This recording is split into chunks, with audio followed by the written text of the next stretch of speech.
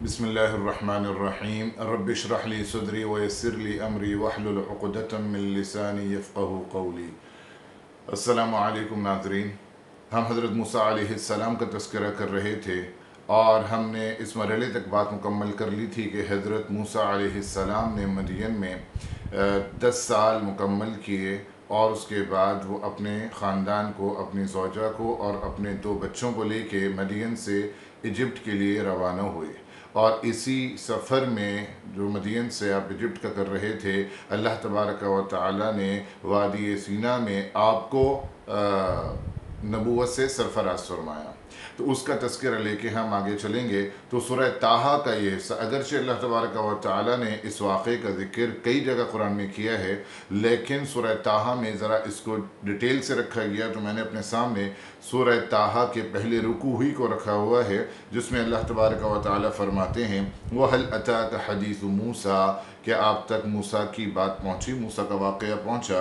Is रआ Naran फ़क़ाल लिअहलिहिम कुसू इन्नी आना सुनार लअल्ली आतीकुम मिन्हा बिख़बर लअल्ली आतीकुम मिन्हा बिक़बसिन औ अजिदु अलन नारि हुदा। कि हज़रत मूसा अलैहिस्सलाम जब जा रहे थे वापस मदियन से मिस्र की तरफ, तो रास्ते में हज़रत मूसा अलैहिस्सलाम रास्ता भटक गए और वो रात भी बहुत ज़्यादा ठंड की रात थी। तो हज़रत इस असना में हज़रत मूसा अलैहिस्सलाम को माउंट तूर पे, कोहे तूर पे आग जलती हुई नज़र आई। तो हज़रत मूसा अलैहिस्सलाम ने अपनी अहलिया से कहा कि सामने आग जलती हुई नज़र आ रही है, तो मैं वहाँ जाता हूँ। लअल्ली आतीकुम मिन्हा बिक़बस, हो सकता है कि मैं वहाँ से कुछ आग ले आऊँ ताकि इस ठंडी रात को हम उससे गर्मी हासिल कर सकें और रात को बेहतर अंदाज से गुजार सकें। औ अजिदु अलन नारि हुदा, और ये बात भी मुमकिन है कि जब मैं वहाँ जाऊँ तो उस आग के आसपास कुछ लोग बैठे हुए मुझे मिलें और उनसे मैं आगे का रास्ता मालूम कर लूँ और हिदायत हासिल कर लूँ कि इजिप्ट की तरफ रास्ता कौन सा जाता है।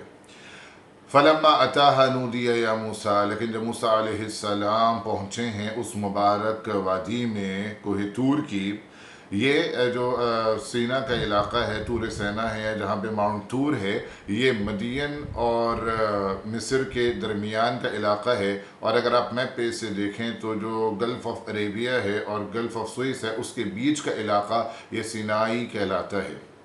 गल्फ़ ऑफ अरेबिया के राइट साइड पे आपको मदियन मिलेगा और गल्फ़ ऑफ स्विस के फिर आप लेफ़्ट साइड पे देखें तो इजिप्ट और मिस्र है।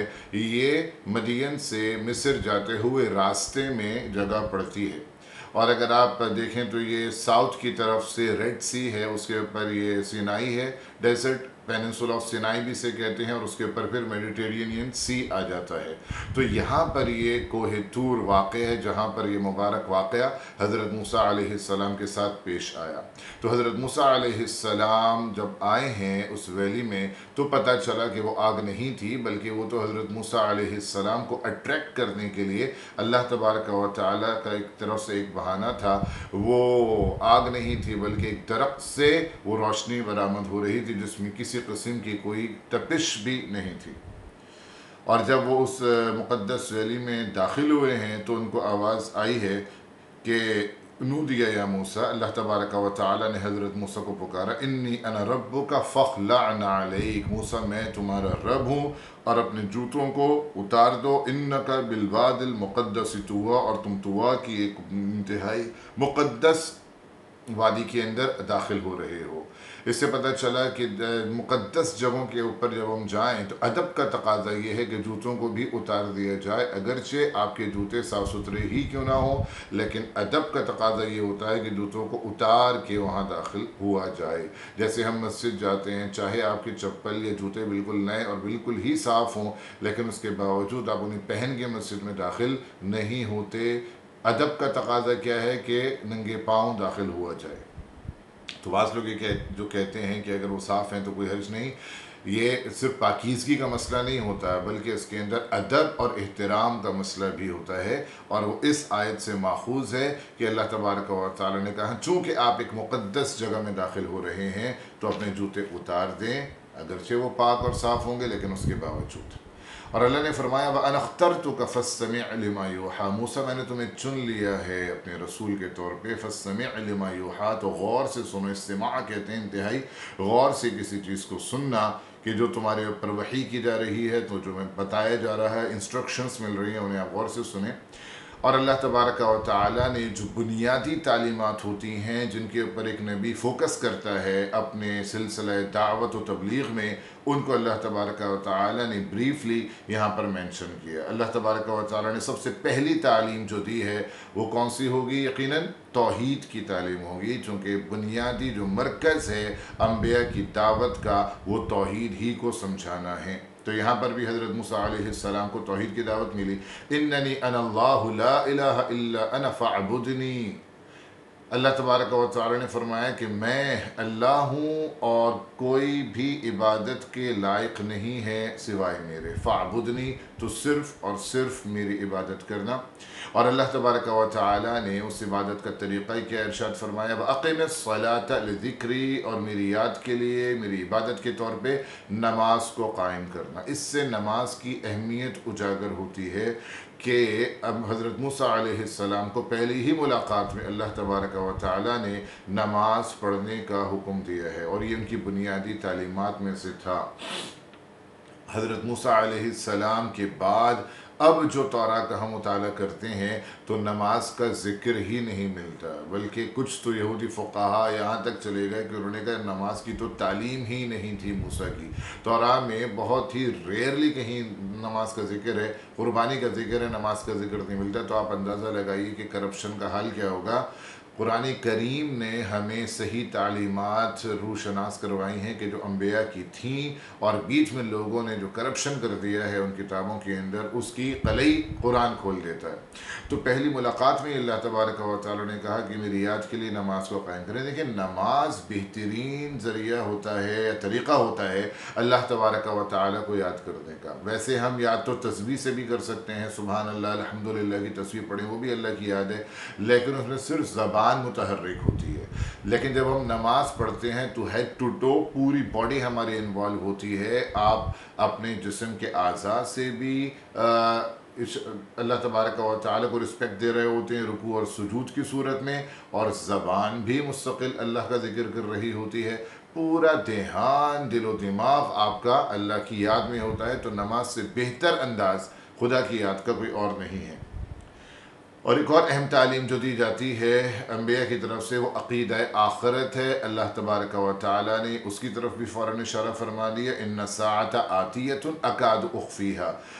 क़यामत तो आई चाहती है। आतियतुन फ़ाइल का सीगा होता है ये, और इससे अल्लाह तबारक व तआला ये मफ़हूम ये बताना चाह रहे हैं कि क़यामत तो बस आई और आई, वो तो बर्पा होने के लिए बेचैन है। अकाद उख़फ़ीहा, लेकिन मैंने उसको छुपा रखा है एक मुद्दत के लिए। और क्यों आनी है क़यामत? लितुजज़ा कुल्लु नफ्सिन बिमा तसआ, ताकि हर शख्स को जो कुछ उसने कमाया है उसका बदला दिया जा सके। नेकी का बदला नेकी की सूरत में, जज़ा की सूरत में, और गुनाहों का बदला सज़ा की सूरत में मिलेगा। क्योंकि दुनिया में तो ये इंसाफ हो नहीं रहा। दुनिया में तो हम देख रहे हैं कि नेकूकार जो होते हैं वो ज़्यादा मक़हूर और मजबूर नज़र आते हैं, और जो ज़ालिम और जाबिर हैं, अल्लाह के नाफरमान हैं, वो ज़्यादा ताकत में और मज़े में हमें नज़र आ रहे होते हैं। तो कोई जगह तो इंसाफ मुमकिन नहीं है यहाँ पे। एक शख्स ने 10 लोगों को मिसाल के तौर पे कत्ल किया, आप उसे क्या सज़ा देंगे? एक ही बार कत्ल करेंगे ना, तो एक जान का बदला तो हो जाएगा, बाकी 9 जानें जो उसने ली हैं उसे दोबारा ज़िंदा करके मारना तो आपके इख्तियार में नहीं है। तो दुनिया में लॉजिकली इंसाफ मुमकिन ही नहीं है, और जितना मुमकिन है उतना भी नहीं होता। तो इसलिए अल्लाह तबारक व तआला ने क़यामत रखी है, जज़ा व सज़ा का सिलसिला रखा है, और उसका रीज़न बता रहे हैं कि लितुजज़ा कुल्लु नफ्सिन बिमा तसआ, ताकि हर शख्स को उसकी कमाई का बदला दिया जा सके, अच्छा या बुरा। फ़ला यसुद्दन्नक अन्हा मन ला युमिनु बिहा वत्तबअ हवाहु फतरदा।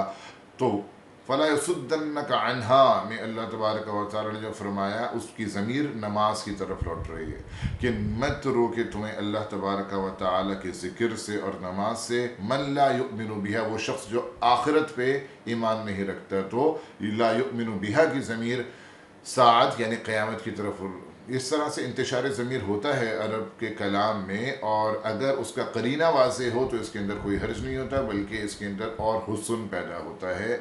कलाम के अंदर, कुरान की फसाहत व बलागत में से है। तो जो शख्स रोज़ आखिरत को नहीं मानता, क़यामत को नहीं मानता, वो ऐसा ना हो कि तुम्हें भी अल्लाह तबारक व तआला की याद से गाफिल कर रख दे, ऐसा नहीं होना चाहिए। देखें, अक़ीदा आखिरत से नमाज का बड़ा ताल्लुक़ है। जिनका अक़ीदा आखिरत मजबूत होता है वो नमाज में ज़्यादा अच्छे होते हैं। जिनका अक़ीदा आखिरत ही कमज़ोर पड़ जाए तो नमाज की अहमियत उनकी नज़र में ख़त्म हो जाती है।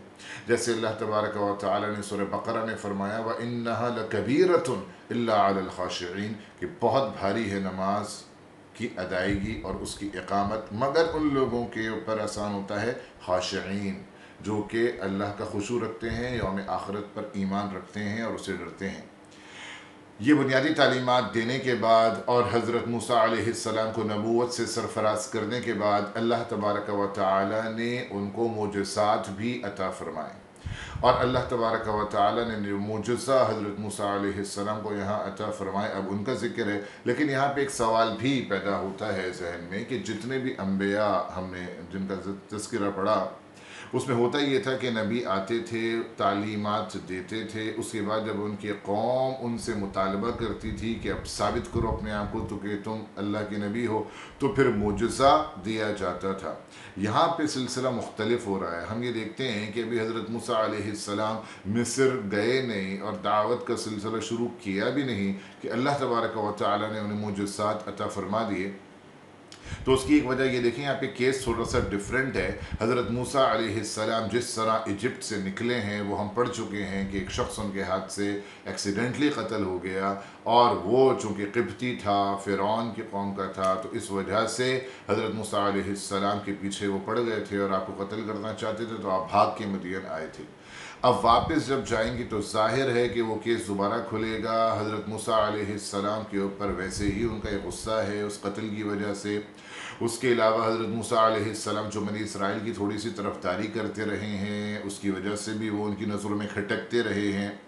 अब जाके जब वो फ़िरौन की खुदाई को भी चैलेंज करेंगे और उसे गलत कहेंगे, तो ये तो बहुत ज़्यादा हज़रत मूसा अलैहिस्सलाम के ख़िलाफ़ फ़िरौन इमीडिएट एक्शन लेगा। तो इस वजह से हज़रत मूसा अलैहिस्सलाम को अल्लाह तबारक व तआला ने पहले से ही मुजज़ात दे दिए ताकि उसके उस इमीडिएट एक्शन के ख़िलाफ़ एक बंद बांधा जा सके कि जैसे ही तालीम दें फ़ौरन मुजज़ात दिखा के अपनी हक़ानियत का सबूत भी उनको दे दें। तो इस वजह से यहाँ पे जो मुजज़ात हैं वो अल्लाह तबारक व तआला ने फ़ौरन अता कर दिए हैं। मुजज़ात की दूसरी बात ये भी हमें जहन में रखना चाहिए कि मुजज़ा अम्बिया को जब दिया जाता है तो उस ज़माने के हिसाब से दिया जाता है कि जिस चीज़ में लोग इंटरेस्ट लेते हैं, जिस चीज़ के अंदर लोग बड़े एक्सपर्ट होते हैं, तो उसी के हिसाब से मुजज़ात नबियों को दिए गए हैं, अम्बिया को मिले हैं। हज़रत मूसा अलैहिस्सलाम के ज़माने में जादूगरों का बड़ा चर्चा था और इस फ़न के अंदर बड़े बड़े माहिरीन थे और उनको सोसाइटी में भी एक बड़ा ख़ास मकाम हासिल था।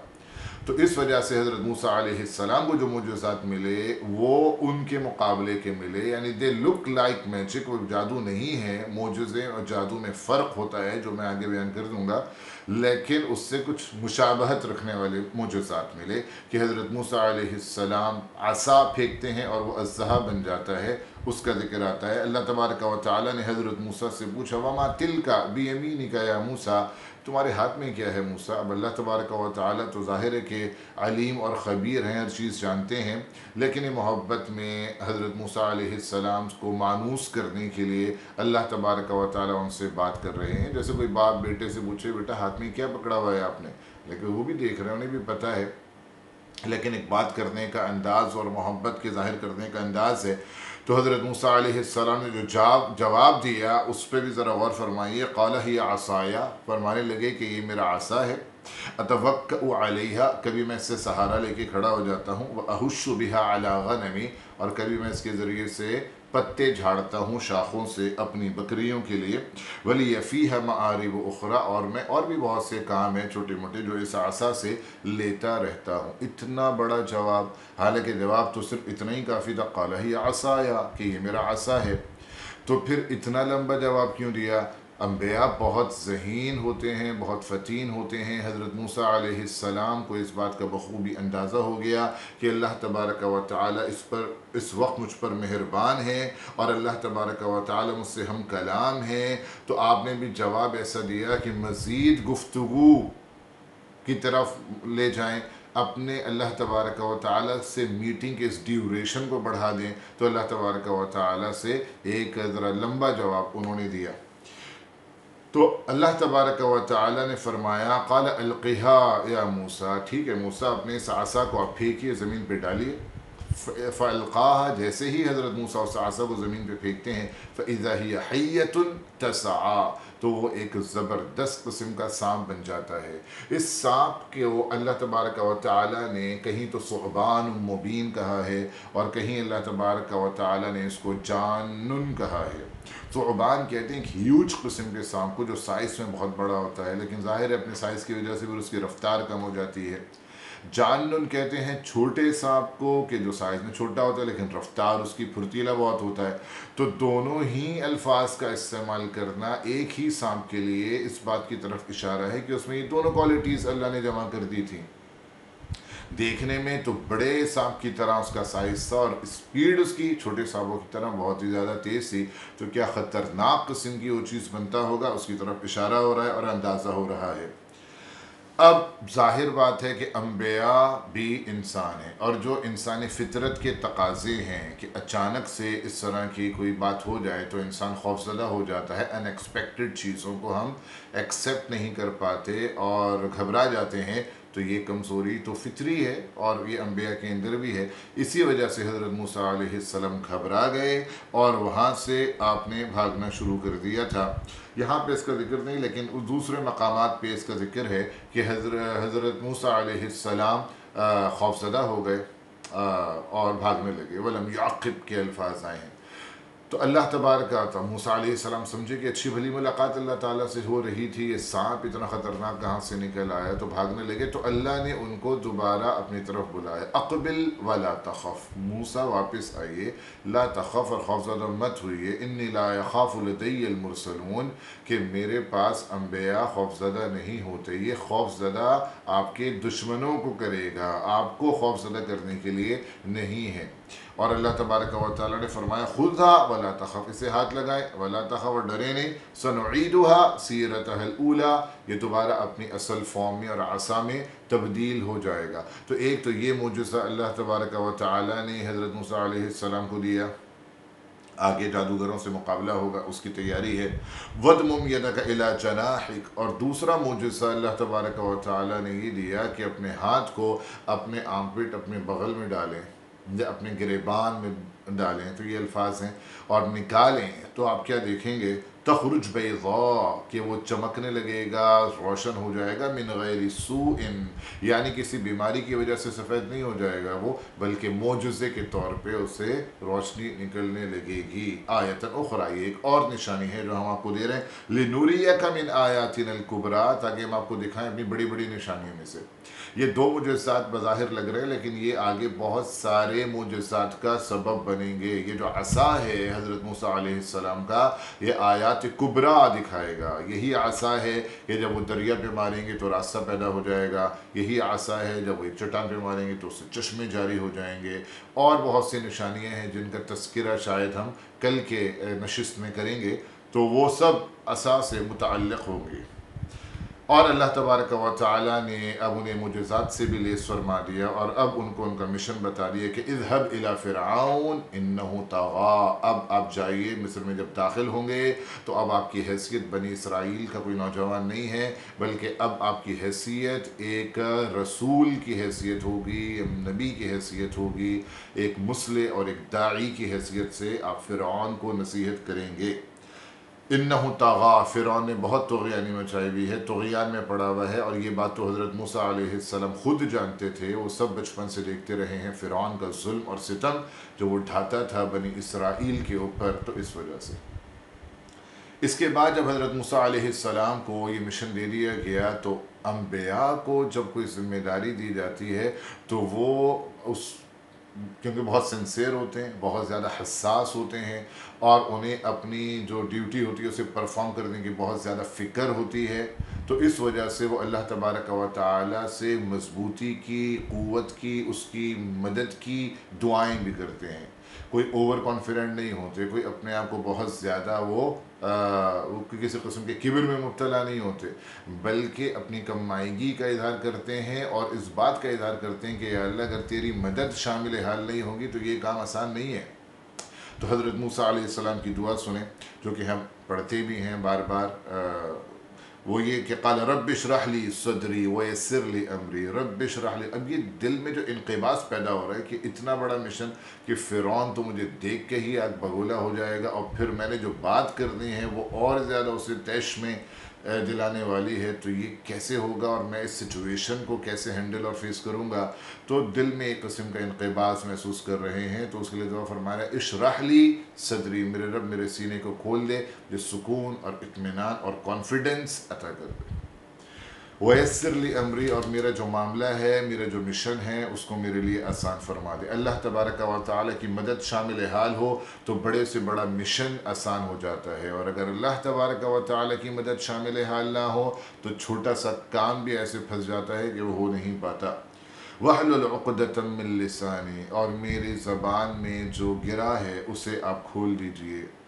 अब मैंने कल की नशिस्त में ये बात की थी कि बाज़ हजरात तो इस तरफ गए हैं कि उन्होंने ये कहा कि हज़रत मूसा अलैहिस्सलाम की ज़बान में एक लुकनत पैदा हो गई थी उस वाक़े के बाद, कि जो उन्होंने कोयले का टुकड़ा उठा के ज़बान में रख लिया था, उस लुकनत को दूर करने का सवाल कर रहे हैं कि मेरी ज़बान में जो लुकनत है उसे दूर कर दें। और मैंने कहा एक ओपिनियन ये भी है कि वो कहते हैं कि हज़रत मूसा अलैहिस्सलाम की लुकनत कहीं से भी साबित नहीं है, कम से कम कुरानी आयात से लुकनत साबित नहीं है, बल्कि ये वही एक इसराइली रिवायत है, यही वाक़या बचपन का उनके कोयला उठा के रख के मुँह में रखने का। तो वो कहते हैं वहाँ से इसको लिया गया है। तो वो हजरात जब इसकी तफसीर करते हैं वो कहते हैं हज़रत मूसा अलैहिस्सलाम बलागत और फसाहत में बहुत ज़्यादा आगे नहीं थे, तो इस वजह से वो अल्लाह तबारक व तआला से दुआ कर रहे हैं कि मुझे बलागत और फसाहत और बोलने में रवानी भी अता फरमा दें, ताकि क्योंकि अम्बिया का जो काम होता है उसका का सारा ताल्लुक़ बोलने से होता है। कोई प्रिंट मीडिया तो उस वक्त था नहीं कि लिख कर जो है वो लोगों को पैगाम दे सकें। बाज़ लोग बोल बिल्कुल नहीं सकते, बोलने की सलाहियत नहीं होती, लेकिन लिखते बहुत ज़बरदस्त हैं। लेकिन उधर लिखने का कोई सिलसिला नहीं है, उधर तो बोलना है। खिताबत ही को अहमियत दी जाती थी और ख़तीब भी को कम्युनिटी का जो है वो एक बहुत ही ज़्यादा इन्फ्लुएंशल किस्म का बंदा समझा जाता था। तो उस खिताबत में अल्लाह तबारक व तआला से ज़ोर पैदा करने का सवाल हज़रत मूसा अलैहिस्सलाम ने किया, यफ़क़हू क़ौली, ताकि वो मेरी बात को समझ सकें। मतलब मकसद ये नहीं है कि ज़ोर खिताबत मुझे मिल जाए तो मैं लोगों को हैरान कर दूँ और लोगों के ऊपर अपनी काबिलियत की धाक बिठा दूँ। मकसद शोहरत हासिल करना, लोगों को मुतासर करना नहीं होता। अम्बिया इस काम के लिए नहीं आए। अम्बिया का मकसद होता है लोगों को समझाना, हिदायत के रास्ते की तरफ बुलाना, बस वो मेरी बात समझ जाएं, उनके दिल में मेरी बात उतर जाए, ये मकसद है। वजअल्ली वज़ीरम मिन अहली हारून अख़ी, और चूँकि ये काम बहुत ज़्यादा अज़ीमुश्शान था, मुश्किल था, चैलेंजिंग था, इसलिए हज़रत मूसा अलैहिस्सलाम ने ये दुआ भी कर दी कि वजअल्ली वज़ीरा, मेरे लिए एक वज़ीर भी मुक़र्रर कर दें, मेरा मददगार भी बना दें, मेरे घर वालों ही में से हो तो बहुत अच्छा है। हारून अख़ी, और हारून मेरे भाई भी हैं। और हारून अलैहिस्सलाम का जो कैरेक्टर था उससे हज़रत मूसा अलैहिस्सलाम बहुत ज़्यादा मुतमईन भी हैं।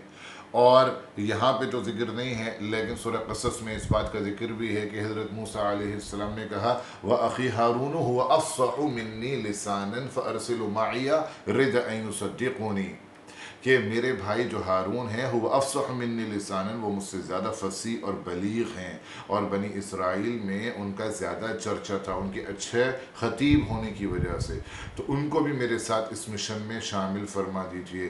तो ये अजीब बात है कि यहाँ पे नबूवत मिल रही है हज़रत हारून अलैहिस्सलाम को उनके भाई की रिक्वेस्ट पे, और किसी भी नबी को दूसरा नबी वज़ीर के तौर पे इस तरह से नहीं दिया गया।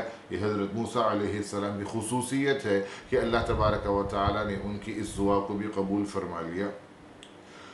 उशदुद बिही अजरी, उनके ज़रिए मेरी कमर को मजबूत कर दें, और अशरिक हुफ़ी अमरी, और मेरे मिशन में इनको शरीक बना दें, यानी वो भी मसऊल हों बरोज़ क़यामत, इस सिलसिले में वो भी जवाबदेह हों, उनके ऊपर भी जिम्मेदारी डाली जाए, तो उनको शरीक कर दें इस मिशन में। कई नुसब्बिहा का कसीरा व नस्कुरा का कसीरा, ताकि हम दोनों मिलकर आपकी तस्बीह और तक़दीस भी बयान करें और आपका ज़िक्र भी करें। देखिए यहाँ पे ज़िक्र का मतलब या तस्बीह करने का मतलब अलग अलग बैठ के सिर्फ इबादत करना नहीं है, बल्कि यहाँ पे ज़िक्र का मतलब है अल्लाह तबारक व तआला का चर्चा करना, लोगों में लोगों को बताना। दो चीज़ें हैं, एक तस्बीह का लफ्ज़ आया है नुसब्बिहा का कसीरा। तस्बीह का मतलब होता है कि अल्लाह तबारक व तआला को पाक किया जाए उन सारी गलत कॉन्सेप्ट से जो लोग अल्लाह तबारक व तआला के बारे में कायम कर लेते हैं। तो ये तक़दीस और तस्बीह है, इसके अंदर नफ़ी का पहलू सामने रखा जाता है, वह नज़्कुरा का और ज़िक्र के अंदर मुस्बत पहलू सामने रखा जाता है कि अल्लाह तबारक व तआला की जो शान है, जो सिफ़ात हैं, हम उनको बयान करें और आपकी ज़ात के बारे में लोगों को सही तसव्वुर पेश करें मिलकर। अल्लाह तबारक व तआला फरमाते हैं कि क़ाल क़द ऊतीत सुअलक या मूसा, मूसा हमने तुम्हारी दुआ को मिन व अन कबूल कर लिया है, जैसे आपने मांगा सब कुछ अता कर दिया। अल्लाह तबारक व तआला ने हज़रत मूसा अलैहिस्सलाम को फ़साहत और बलागत भी, और हज़रत हारून अलैहिस्सलाम की मुआवनत भी, और चीज़ों को अल्लाह तबारक व तआला ने आपके लिए आसान किया। फिर अल्लाह तबारक व तआला ने इस मकाम पे एक तो ये गारंटी दी कि हमने आपकी दुआओं को कबूल कर लिया है, मुतमईन हो जाएं। दूसरा, अल्लाह तबारक व तआला ने हज़रत मूसा अलैहिस्सलाम को उनके पिछले वाक़यात भी रिमाइंड करवाए हैं। तो मैं उस डिटेल में तो नहीं जा रहा जिसमें अल्लाह तबारक व तआला ने फरमाया कि हमने आप पे पहले भी एहसानात किए, आपकी वालिदा को वही दे करके आपको किस तरह अपने बच्चे को बचाना है, और फिर आपको किस तरह आपकी वालिदा के पास दोबारा हमने पहुँचा दिया, और किस तरह आपसे एक बंदा कत्ल हो गया था, फिर भी हमने आपको फ़िरौनियों से बचा लिया और मदीन में आपको सेफ़ प्लेस जो है वो अता कर दिया। तो इन सब चीज़ों का यहाँ पे सूरह ताहा में तज़किरा है। और उसके बाद अल्लाह तबारक व तआला फरमाते हैं सुम्मा जिअत अला क़दरी या मूसा, मदीन में क़याम के बाद फिर आप आए हैं अपने असल मकाम पे मूसा, वस्सनअतुका लिनफ़्सी, मैंने आपको अपने लिए ट्रेन किया है। वस्सनअतुका लिनफ़्सी का मतलब है कि किसी की तरबियत की जाए, किसी की ट्रेनिंग की जाए, तो अल्लाह फरमाते हैं मैंने आपको अपने मकसद ख़ास के लिए ट्रेन किया, आपकी तरबियत की है। इज़हब अंत व अख़ूका बिआयाती वला तनिया फ़ी ज़िक्री, अब आप और आपके भाई जाएं। अब ये कलाम मालूम ऐसा होता है क्योंकि इसमें एड्रेस किया जा रहा है हज़रत मूसा को भी, हज़रत हारून को भी, और हज़रत हारून तो आपके साथ ज़ाहिर है कि माउंट सूर के ऊपर नहीं थे। तो ये जो अब कलाम चलेगा ये मिस्र में दाखिल होने के बाद और हज़रत हारून अलैहिस्सलाम से मिलने के बाद। हज़रत हारून अलैहिस्सलाम की तरफ भी वही कर दी गई थी कि हमने आपको मूसा के साथ उनके मिशन में शामिल किया है। मूसा तशरीफ़ ला रहे हैं और हज़रत हारून अलैहिस्सलाम ने हज़रत मूसा अलैहिस्सलाम का बाहर निकल के शहर से इस्तक़बाल किया था। तो उसके बाद अब अल्लाह तबारक व तआला ने हुक्म दिया है कि इज़हब अंत व अख़ूका बिआयाती वला तनिया फ़ी ज़िक्री, आप और आपके भाई अब दोनों जाएं और मेरी निशानियों के साथ, वला तनिया फ़ी ज़िक्री, और मेरे ज़िक्र में यानी मेरे नाम की सरबुलंदी में और मेरे दीन की तबलीग में किसी किस्म की कोई कोताही और कोई सुस्ती नहीं बरतनी। इज़हबा इला फ़िरऔन इन्नहु तग़ा, फ़िरऔन के पास जाएँ, उसने जो है वो अल्लाह तबारक व तआला की सरकशी की है। लेकिन इरशाद क्या फरमाया कि फ़क़ूला लहू क़ौलन लय्यिनन लअल्लहु यतज़क्करु औ यख़शा, कि आपने उनसे बहुत ज़्यादा नरम बात करनी है। क़ौलन लय्यिनन यानी आपके अंदाज़ के अंदर नरमी होना चाहिए, आपके अंदाज़ के अंदर हमदर्दी होना चाहिए। तो अम्बिया की दावत का ये एक इम्पॉर्टेंट इंग्रेडिएंट है कि जब वो समझाते हैं, लोगों को अल्लाह की तरफ बुलाते हैं, तो कोई डिक्टेटर वाला अंदाज़ नहीं होता, वो कोई अपनी धौंस नहीं जमाते हैं उनके ऊपर, वो किसी किस्म के धमकाते नहीं हैं उन्हें, बल्कि वो अल्लाह तबारक व तआला की तरफ इंतहाई नर्म और हमदर्दाना अंदाज से तालीम देते हैं। अब फ़िरऔन इतना ज़्यादा सरकश है और इतना सख्त दिल किस्म का इंसान है, लेकिन उसके बावजूद अल्लाह तबारक व तआला की तालीम ये है एक मुबल्लिग़ के लिए, एक दीन की तरफ बुलाने वाले के लिए, कि उसे नरमी से बात करना चाहिए, जज्बाती नहीं होना चाहिए और अपनी ज़बान के अंदर सख्ती नहीं पैदा करना चाहिए। और ये नरमी ही बहुत ज़्यादा कारगर साबित होती है बसा औक़ात।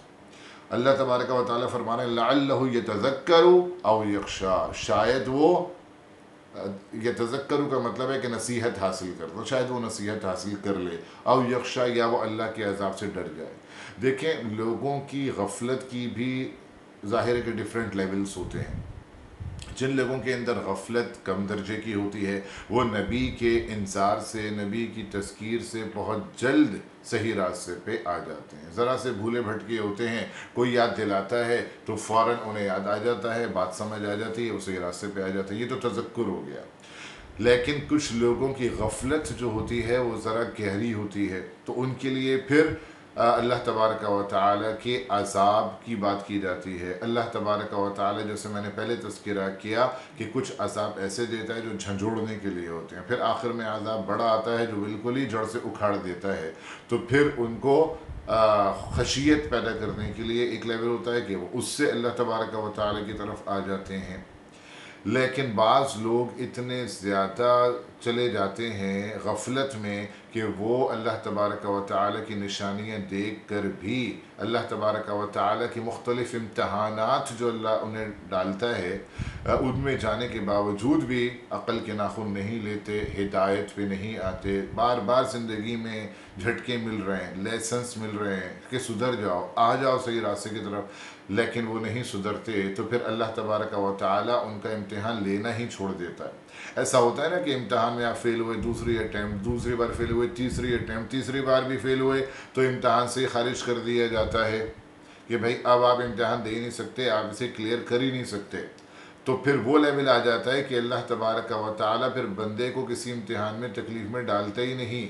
इसको इम्हाल कहते हैं और ये इंतहाई ख़तरनाक लेवल होता है कि जिसका मतलब ये होता है कि आप बिल्कुल एग्जेम्प्टेड हो गए हैं इम्तिहान से और टोटल फेलियर है और इसका अंजाम सिर्फ़ और सिर्फ हलाकत और तबाही ही पे होना है।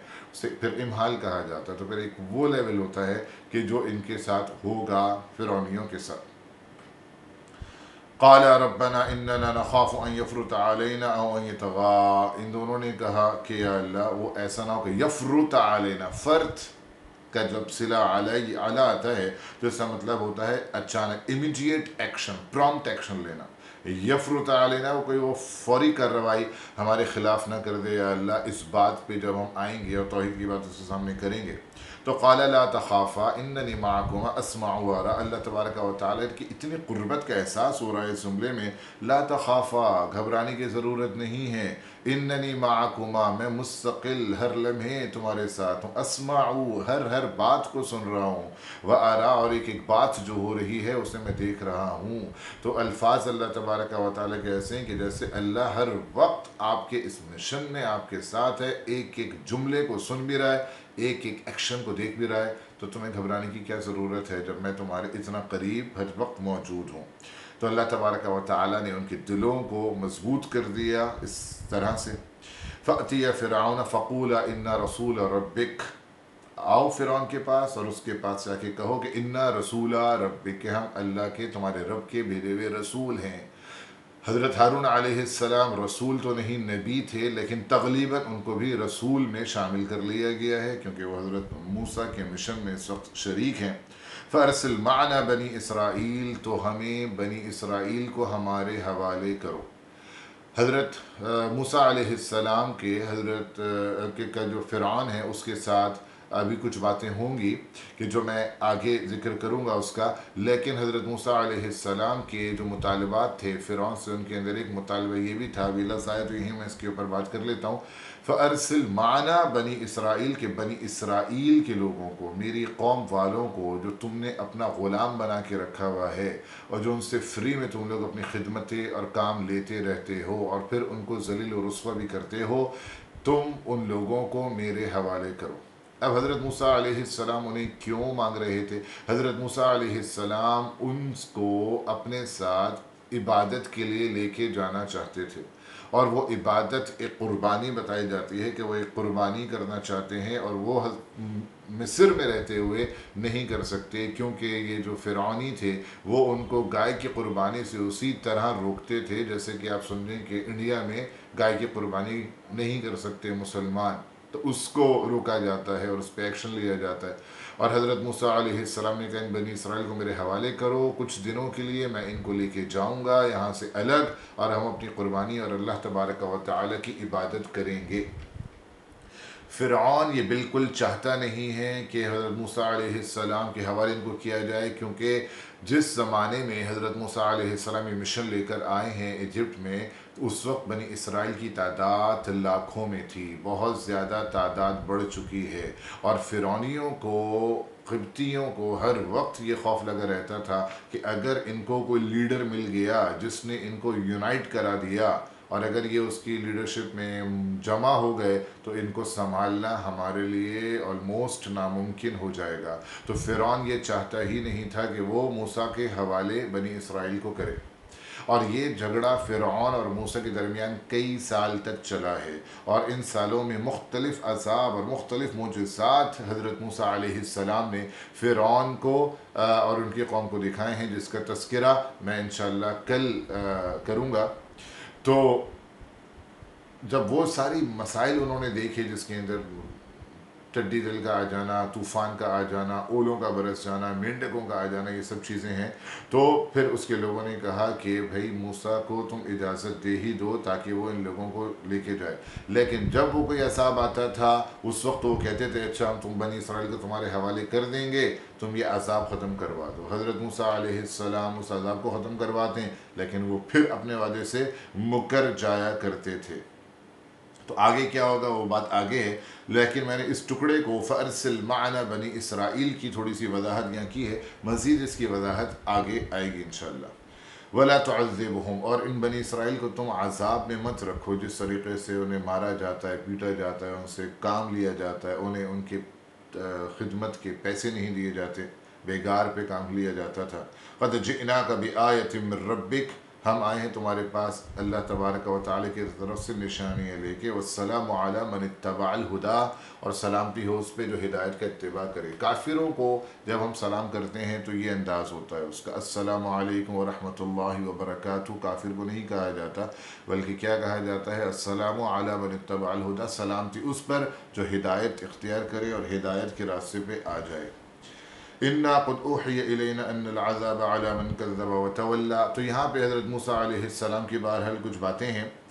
फ़िरऔन ने ये भी हज़रत मूसा अलैहिस्सलाम से सवाल किया कि तुम किस खुदा की बात कर रहे हो मूसा, उसके बारे में कुछ हमें बताओ। तो हज़रत मूसा अलैहिस्सलाम ने सूरह शुअरा में ये बातें मज़कूर हैं कि जिसमें हज़रत मूसा अलैहिस्सलाम ने उससे कहा कि मेरा रब वो है जो मशरिक़ का भी मालिक है और मग़रिब का भी मालिक है, आसमान और ज़मीन का तख्लीक़ करने वाला और पैदा करने वाला है। तो हज़रत फ़िरऔन ने कहा अपने सारे दरबारियों से कि मूसा तो लगता है किसी जुनून का शिकार हो गया है, इसको मालूम ही नहीं है कि सारा का सारा मिस्र मेरे मातहत है।